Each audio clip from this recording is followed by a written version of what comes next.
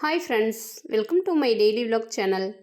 இன்றைக்கி அருமையான சுவையில் ஜீரக சம்பா பிரியாணி எப்படி செய்யுதுன்னு பார்க்கலாம் வாங்க. அதுக்கு சிக்கன் 3/4 கிலோ எடுத்திருக்கேன். அதில் 1 டேபிள் ஸ்பூன் இஞ்சி பூண்டு பேஸ்ட்டு போட்டுக்கோங்க. மிளகாய்த்தூள் சேர்த்துக்கோங்க. தேவையான அளவு உப்பு போட்டுக்கோங்க. தயிர் 2 ஸ்பூன் சேர்த்துக்கோங்க. சேர்த்துட்டு எல்லாத்தையும் நல்லா மிக்ஸ் பண்ணி விடுங்க. மிக்ஸ் பண்ணிவிட்டு ஒரு 1/2 hour ஊற விட்டுருங்க. இப்போ இதுக்கு ஒரு மசாலா அரைக்க போகிறோம், அதை செஞ்சிடலாம். ஃபஸ்ட்டு நான் சின்ன வெங்காயம் ஒரு 10-15 உரித்து வச்சுருக்கேன். அது கூட பட்டை, கிராம்பு, ஏலக்காய் ஒரு 4, புதினா, மல்லி நல்லா கழுவி அலசி வச்சுருக்கேன். அதையும் சேர்த்து நல்லா ஒரு பேஸ்ட் மாதிரி அரைச்சி எடுத்துக்கோங்க. பச்சை மிளகாய் 2 சேர்த்துக்கோங்க. இந்த பேஸ்ட் அரைச்சி ரெடியாக தனியாக வச்சுக்கலாம். இப்போ ஒரு பாத்திரத்தை அடுப்பில் வச்சுட்டு நான் கடலெண்ணெய் ஊற்றிருக்கேன். நெய் சேர்த்துக்கோங்க. நல்லா நெய்யும் நல்லா இதாகட்டும். இப்போ இந்த ஹோல் கரம் மசாலா எடுத்து அதில் சேர்த்துக்கோங்க. சேர்த்துட்டு அது நல்லா பொரிஞ்சதுக்கப்புறம் ஒரு 3 பெரிய வெங்காயம் எடுத்து நீல வாக்கில் கட் பண்ணி வச்சுருக்கேன். அதையும் நம்ம இப்போ சேர்த்துடலாம். சேர்த்துட்டு நல்லா வதக்கி விடுங்க. வெங்காயம் சீக்கிரம் வதங்கணும் அப்படின்னா உப்பு கொஞ்சம் சேர்த்திங்கன்னா சீக்கிரம் வதங்கிடும். நல்லா கோல்டன் ப்ரௌன் ஆறலும் வதக்கணும். இது வதங்கினதுக்கப்புறம் நம்ம ஏற்கனவே 1 ஸ்பூன் அதில் போட்டிருக்கோம். இப்போ ஒரு 2 டேபிள் ஸ்பூன் ஃபுல்லாக எடுத்து இஞ்சி பூண்டு பேஸ்ட்டை போட்டுக்கலாம். போட்டுட்டு நல்லா வதக்கிடுங்க. நல்லா பச்சை வாசனைலாம் போகணும். 2 தக்காளி சேர்த்துக்கலாம். தக்காளி நல்லா வதங்கட்டும். இப்போ நம்ம அரைச்சி வச்சுருக்கோம்ல அந்த பேஸ்ட் அதில் சேர்த்துக்கலாம். நல்லா இதில் உள்ள பச்சை வாசனை போகிற அளவுக்கு நல்லா வதக்குங்க.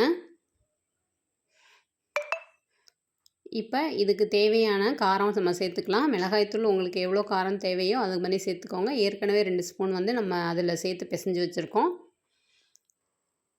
நல்லா மிக்ஸ் பண்ணி விடுங்க. நல்ல பச்சை வாசனை போகணும்.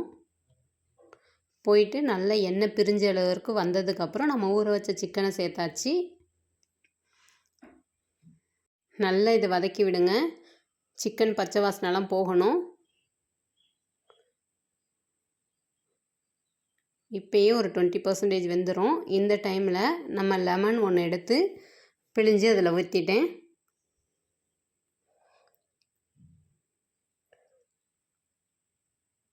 இப்போ ஒரு 5 நிமிஷம் அப்படியே மூடி போட்டு வச்சிங்கன்னா நல்லா எண்ணெய் பிரிஞ்சு சிக்கன் பச்சை வாசனைலாம் போயிருக்கும்.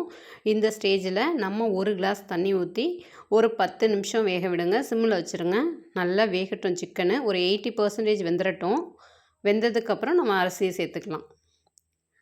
இப்போ நான் 2 டம்ளர் அரிசி எடுத்திருக்கேன். அதுக்கு 4 டம்ளர் தண்ணி எடுத்திருக்கேன். ஜீரக சம்பா அரிசி ஏற்கனவே ஊற வச்சு எடுத்து வச்சுருக்கேன். இப்போ இந்த தண்ணி ஊற்றினதுக்கப்புறம் தண்ணி நல்லா தலபலன்னு கொதிக்கணும். கொதிக்கும் போது தான் நம்ம அரிசி சேர்க்கணும். அப்போ தான் நல்ல உதிரி உதிரியாக கிடைக்கும் உங்களுக்கு.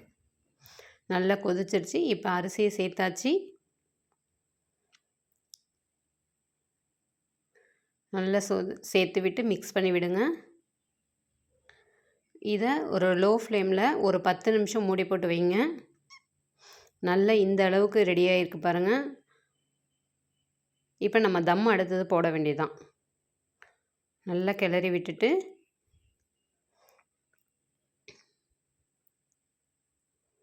இப்போ நான் பிரியாணி மசாலா அரைச்சி வச்சுருக்கேன். அதில் நம்ம 2 ஸ்பூன் சேர்த்துக்கலாம். நான் எப்படி மசாலா அரைக்கிறது இன்னொரு வீடியோவில் போடுறேன். கொத்தமல்லி தழை, புதினா நல்லா மேலே தூவிக்கலாம். தூவிட்டு இப்போ தம் போட வேண்டியதான். கரெக்டாக 15 நிமிஷம் சிம்மில் வச்சுருங்க அடுப்பை. ஒரு 15 நிமிஷம் கழித்து ஓப்பன் பண்ணலாம். பாருங்கள், நல்லா கமகமன்னு வாசனை, அவ்வளோ வாசனையாக இருக்குங்க. நல்ல உதிரி உதிரியாக நல்ல சிக்கன் நல்லா சாஃப்டாக வெந்து பிரியாணி ரெடியாக இருக்குங்க. செஞ்சு பாருங்கள். இந்த மெத்தடில் டேஸ்ட்டு நல்லாயிருக்கும். நிறைய ஃப்ரெண்ட்ஸ் சப்ஸ்கிரைப் பண்ணாமல் லைக் பண்ணாமல் பார்க்குறீங்க. ஃப்ரெண்ட்ஸ் சப்ஸ்கிரைப் பண்ணுங்கள்.